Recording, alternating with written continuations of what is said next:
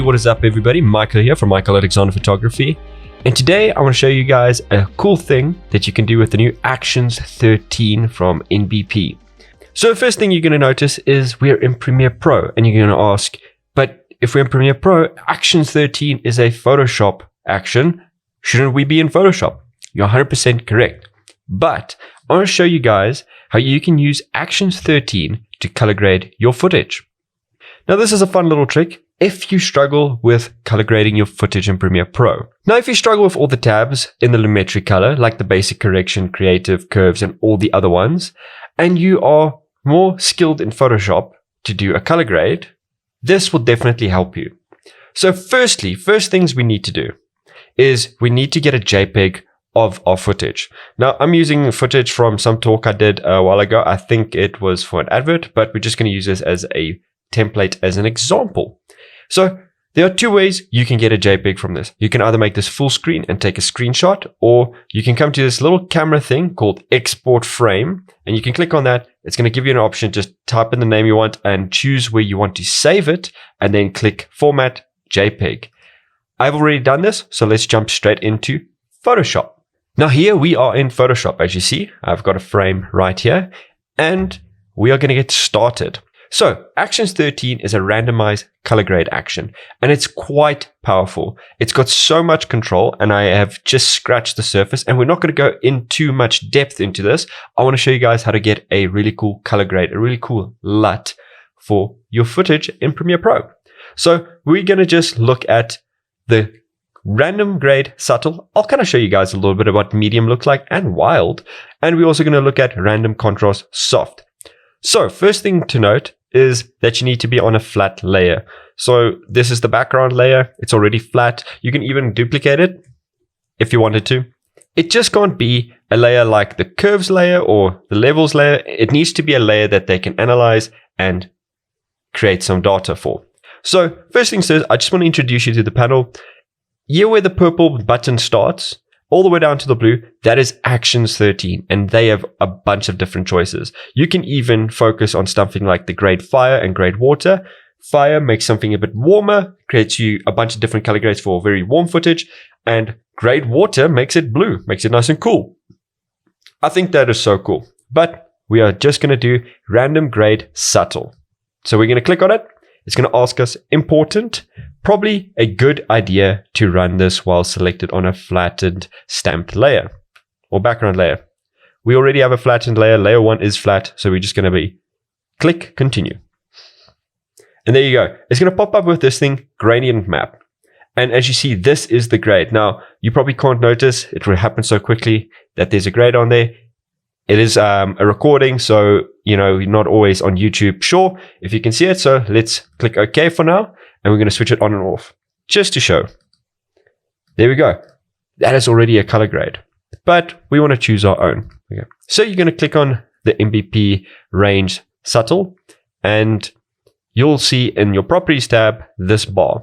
You're going to click on that bar, and it's going to open this tab for you. Now, at the bottom right of this tab, you'll see randomize, and we're going to click that, and this will randomly generate a bunch of different colors for you, and it will do this infinitely. So just keep on clicking until you see something you like.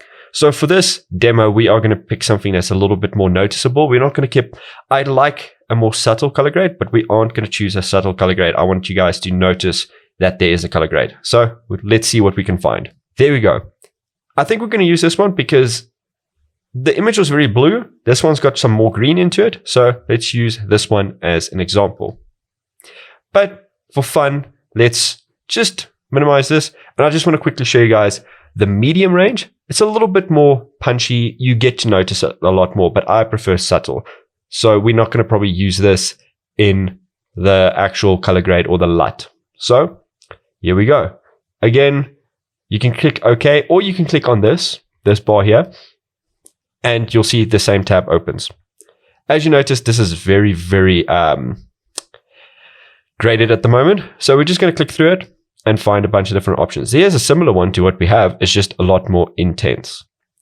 But I prefer subtle, so we're going to keep with the subtle. And again, you can just click and cycle through this as many times as you want until you find something that works for you. I'm just going to click OK and OK, and I'm going to delete it. And wild is just the more hectic version of all of them. So you click on that one, click continue. There we go. Again, click on that and just randomize. And you'll see this is a lot more intense. Now for photo editing, this probably won't be as rough. Normally in JPEGs, it's not a lot of bit depth, so the color grades tend to be a little bit more harsh. I like that. That's nice and blue. It's a little bit too blue, but you get the point. Again, let's just delete it. So we're going to stick with this one. And then I also want to add some contrast to it. Now, similar to the other ones, the strong and the extreme, even deep, bright, if you have the plugin, you'll definitely figure it out. It's very, very simple. It's very similar to what I just showed you. This is only in contrast though. So again, click on that and then boom, we got some contrast. All right, we'll keep this up there. So to just show you that there's some contrast, I'm going to click OK and then switch it on and off. How nice is that? A little bit, but let's randomize it. Just show you that it creates a bunch of different contrast. There we go. And then you just cycle through until you find one that you like. That one's quite nice for me. And there we go. So we got our grade and we got our contrast. You'll see the grade's a little bit lifted, so the contrast is a bit more punchy without the grade, but I think it works quite nicely. So what we're going to do now is we're going to group these together, and we'll call that, just for the purpose of this video, Action 13 LUT. Cool. Now, what you want to do, just minimize that. Now that you have this, before, after, you're going to go up to File, at Export, and you'll see here, you'll have something said Color Lookup Table. That is basically what a LUT is. A LUT is a lookup table. So we're going to click on that, and it's going to open this panel. So you can just copy my settings here. I'm just going to call this Action 13 LUT, and we'll just switch all of those on. Grid points high, all of that, and press OK. It's going to ask you where you want to save it. I'm going to call it again Action 13 LUT. I want to save it on my desktop for me, easy to find. Save it where you can find it. There we go. And there it is. It is saved. Now let's jump back into Premiere Pro. All right, so now that we're back in Premiere Pro, you want to add a new item, which looks like a folded piece of paper in the corner over there. And what you want to add is an adjustment layer. And you're just going to press OK, and you're going to drag and drop and put it on the top of your footage. You can trim this down or lengthen this out as long as you need the LUT to be.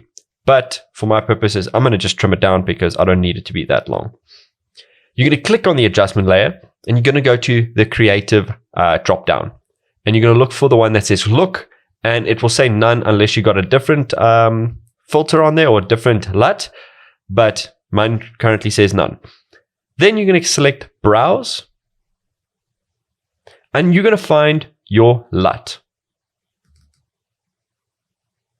And there we go. As you see, as easy as that. And now we have a pretty cool color grade, which we did with Action 13. And the best part about having a LUT is you can adjust the footage by itself without affecting it. You just add it to adjustment layer and you can tweak as much as you want in every direction until it works. A LUT is just a color grade on top of your actual footage. But I hope you guys found that interesting. I find it a very fun way to see where my footage could go.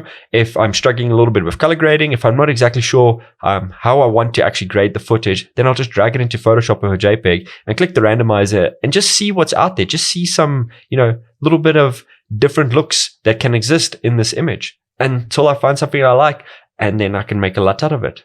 How cool is that? But that is it for today, guys. Hope you enjoyed the video. I find it so cool that you can do something like this so quick and easy. But definitely check out some more NBP products. I'll be making some more videos in the future, so definitely check that out.